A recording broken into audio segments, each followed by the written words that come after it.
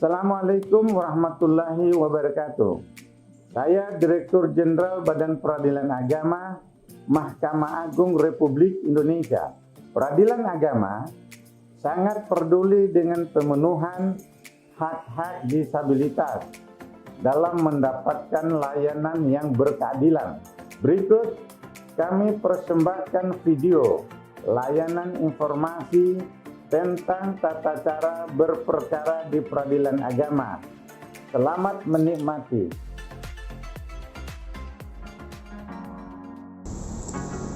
Pace-mace dorang harus tahu kalau peradilan agama di bawah Mahkamah Agung dorang bertekad mewujudkan pengadilan yang inklusif supaya tercapai visi badan peradilan yang agung.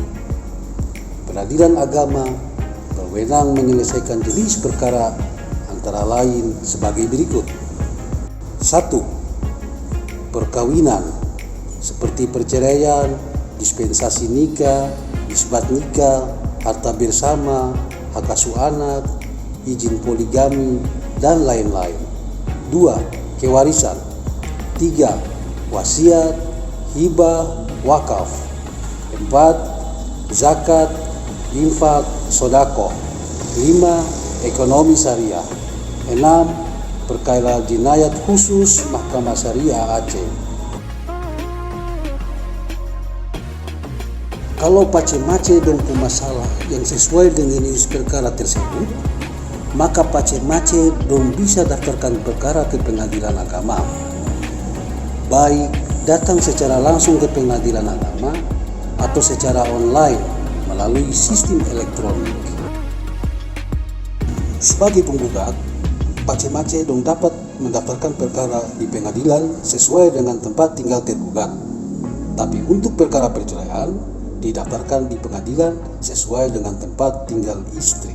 Adapun gugatan terhadap benda tidak bergerak seperti tanah atau rumah, maka pace-mace dong bisa daftarkan gugatan tersebut di tempat benda tersebut berada. Pace-mace berperkara di pengadilan agama dapat dilakukan dengan dua cara. Yang pertama, secara biasa atau secara manual. Dan yang kedua, secara online atau dorang bilang secara elektronik. Kalau pace-mace dong berperkara secara biasa, seluruh proses beracara dilaksanakan di kantor pengadilan. Tempo syarat cukup membawa EKTP dan surat permohonan atau gugatan ke pengadilan. Pace-mace dong membayar biaya perkara yang sudah ditetapkan. Habis itu, pace-mace dong tinggal tunggu panggilan sidang yang akan disampaikan oleh petugas pengadilan di pace-mace dong tempat tinggal. Pace-mace dong bisa mengikuti seluruh proses pengadilan yang dilaksanakan di kantor pengadilan. Kalau pace-mace dong berperkara secara elektronik, maka bisa dilaksanakan secara pribadi maupun diwakili oleh kuasa hukum. Jika pace-mace dong diwakili oleh kuasa hukum, maka semua proses beracara akan diwakili oleh kuasa hukum. Kalau pace-mace dong mendaftar sendiri secara elektronik, maka pace-mace dong harus punya akun e-court yang dibuat di kantor pengadilan dengan membawa EKTP dan akan dibantu oleh petugas pengadilan.